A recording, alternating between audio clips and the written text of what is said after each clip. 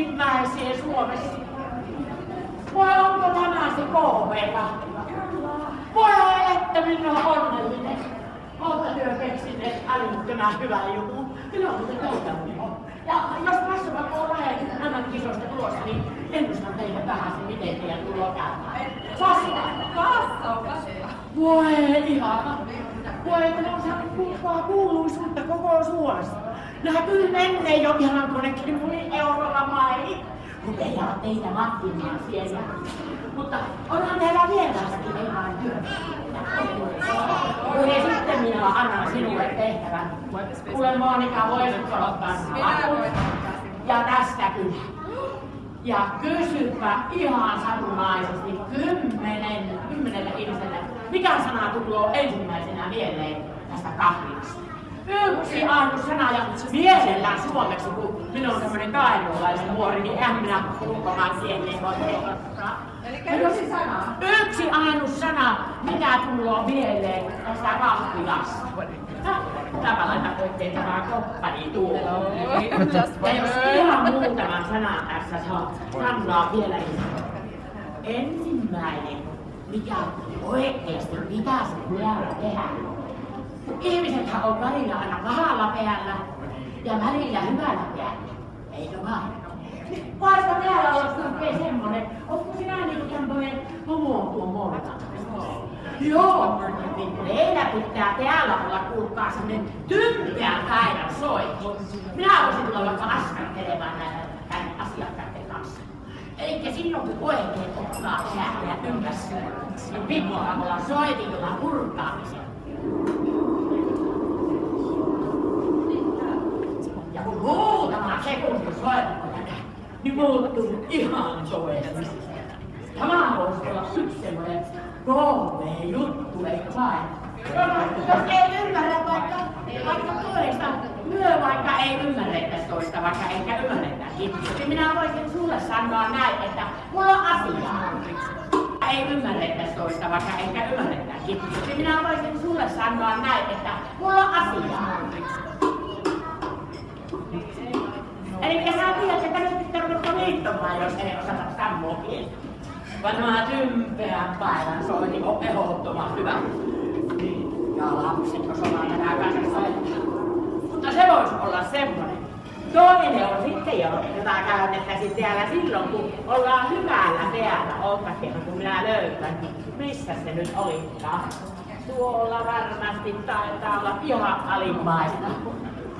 Eli illanpäivän soittimeen, teillä on siinä nurkassa erilaisia soittimeen. Ja kun hyvällä päivän ihmiset sen kävi soittamaan, on tämä hyvä kansila, on tämä hyvä kansila, on tämä hyvä kansila, on tämä hyvä kansila, on tämä hyvä kansila.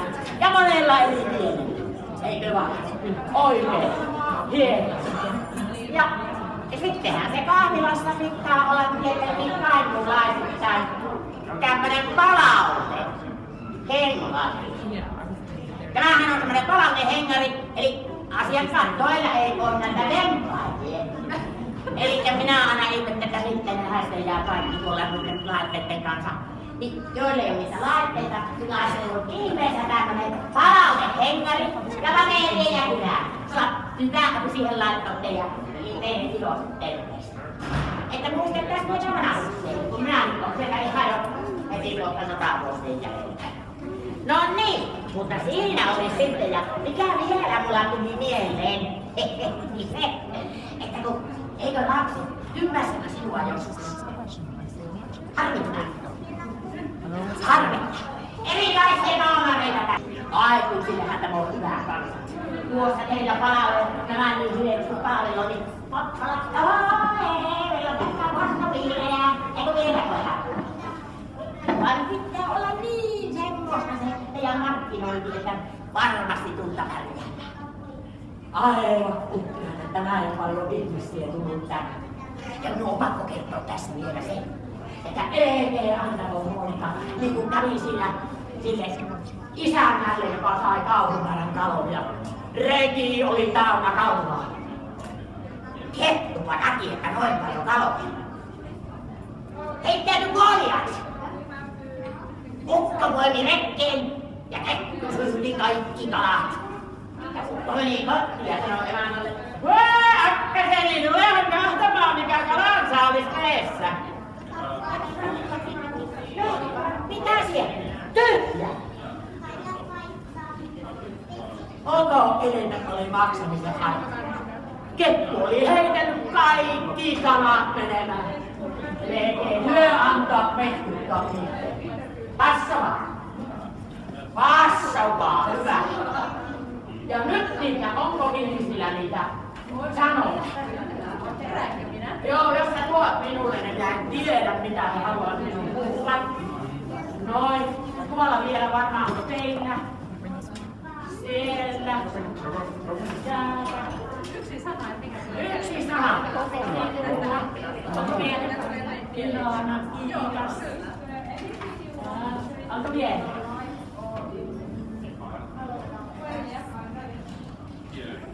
Onko vielä jotain siellä? Joo. Ettei kenenkään sana jää käyttämään. Noin. Hyvä. Ja tässä myös sitten yksi idea olisi tälle kahvilalle, jota voisi käyttää myös niin, että on eri kieliä. Minä en tiedä, mitä näissä lukee, mutta minä teen teidän ajatuksista aina teille, jotka nyt täällä työskentelette. Oi, me joskus mietitään. Tarttuva iloisuus, älyttömän iloista porukkaa. Jokainen hymyilee ja suorastaan hyppivät. Pitääkö kotiin perustaa tämmönen olohuone? Kutsusin kaikkien kavereita tekemään yhdessä vaikka mitä. Tämä on upea olohuone.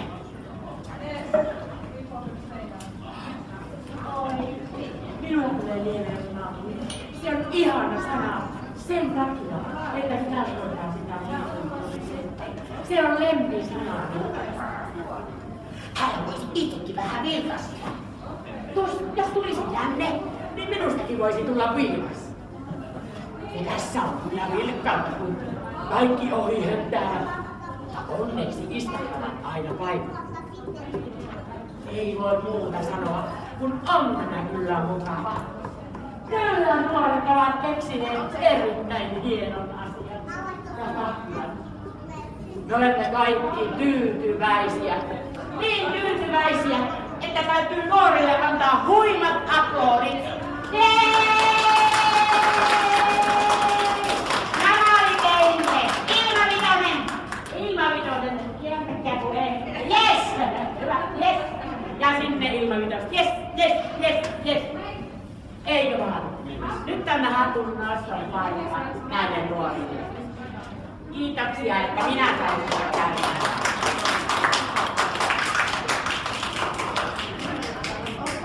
Jos jotain voi toteuttaa, niin nämä sanat nyt varmaan sinä haluat, koska olet laittaa.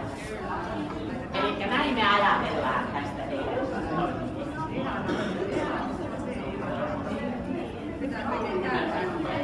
Käännä kaikille selviin ajatella. Ja oliko se niin, että minä sain vierailla vielä uudestaan? Kyllä. No minä tulen vähän jälkeen kahden joskus vähän ja puhuta Kolumbian kanssa muutaman lukemusta sakottaa. Minä nimittäin harrastan sitä pöytäteatteria, joissa hyvä kertoa joku tarina. Leistä